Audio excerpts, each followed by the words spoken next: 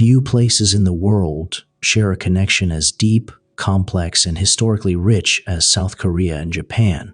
These two neighboring nations, separated by only about 200 kilometers across the Korea Strait, have influenced each other for centuries, sometimes as allies, sometimes as rivals, but always inextricably linked. Their histories, cultures, and geographies weave a fascinating narrative of conflict, cooperation, and cultural exchange that continues to shape the modern world. South Korea and Japan have a long, intertwined history that dates back over 1,000 years.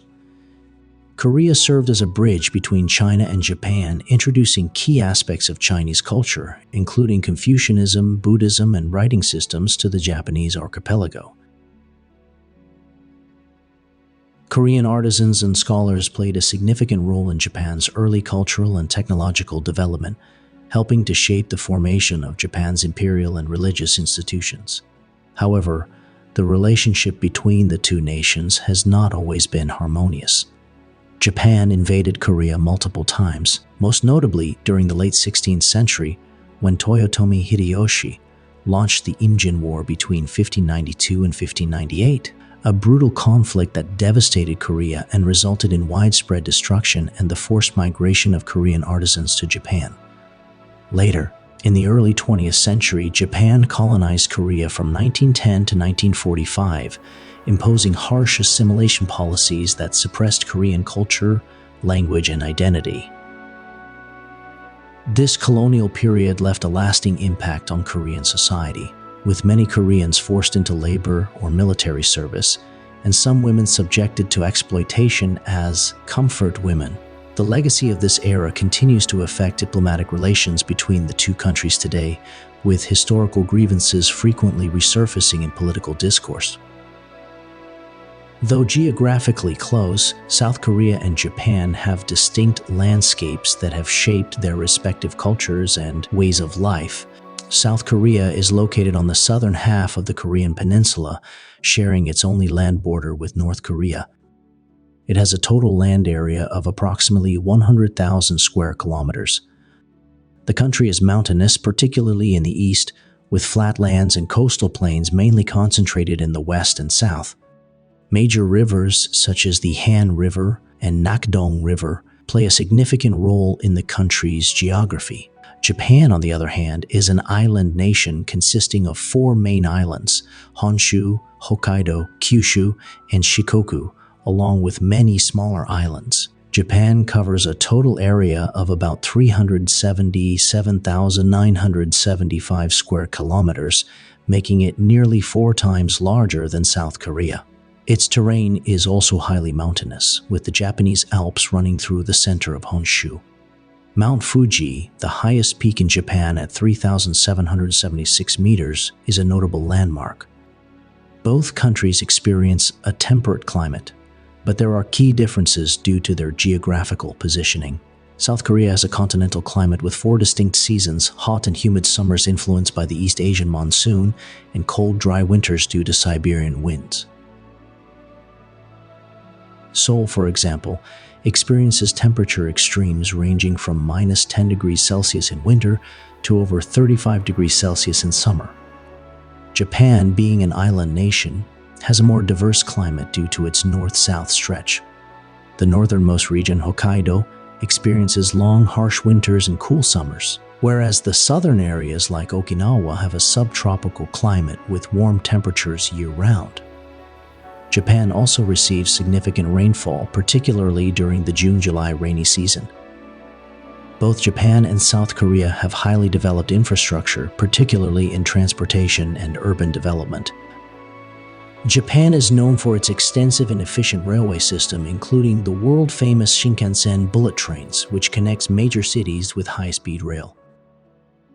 Tokyo, the capital, boasts an advanced subway system and well-maintained road networks.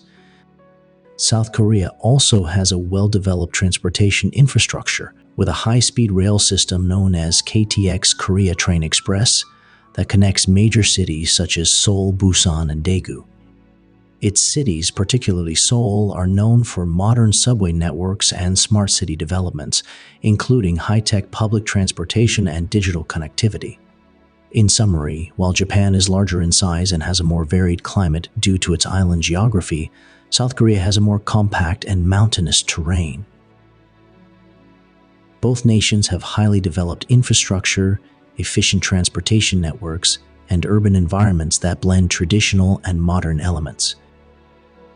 Despite their differences, Japan and South Korea share similarities in their mountainous landscapes and technological advancements, making them both significant players in the global economy and innovation sectors. While both South Korea and Japan share influences from ancient Chinese traditions, each country has developed a unique cultural identity. Japan is renowned for its meticulous craftsmanship, disciplined work ethic, and deep appreciation for aesthetics, seen in everything from traditional tea ceremonies and ikebana flower arrangements to cutting-edge technology and design. Concepts such as wabi-sabi, finding beauty in imperfection, and omotenashi, hospitality, permeate Japanese society, influencing business etiquette and daily life. Meanwhile, South Korea is known for its dynamic and expressive culture, particularly in recent years with the global phenomenon of K-pop, K-dramas, and Korean cuisine gaining worldwide popularity.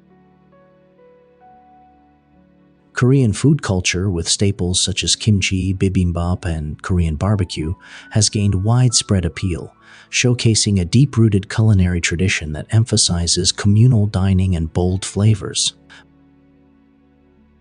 Both nations place high value on education, respect for elders, and strong national identities. However, their social norms differ. Japan is often described as a society that values collectivism, harmony, and indirect communication, where maintaining social order is paramount. In contrast, South Korea, though also collectivist, has a more direct and emotionally expressive approach in social interactions, influenced by Confucian values that emphasize hierarchical relationships and loyalty to family and community. Now, what about their languages? Well, Korean and Japanese are two fascinating languages that, while distinct, share several similarities due to historical and cultural connections. Though they are not directly related linguistically, their grammatical structures, politeness systems, and even some vocabulary make them appear quite similar at first glance. However, a deeper look reveals significant differences that set them apart. One of the most striking similarities between Korean and Japanese is their sentence structure. Both languages follow a subject-object-verb order, meaning that verbs typically come at the end of sentences. This structural parallel makes it easier for speakers of one language to grasp the grammar of the other. Also, both languages place a strong emphasis on politeness and hierarchy, using different verb endings and vocabulary depending on the level of respect required. This system of honorifics, deeply embedded in their cultures, dictates how people address elders, superiors, or even strangers. Despite these similarities, Korean and Japanese differ in several key ways, particularly in their writing systems. Japanese employs three scripts, hiragana and katakana, both phonetic alphabets, and kanji, which consists of Chinese characters used for meaning rather than sound.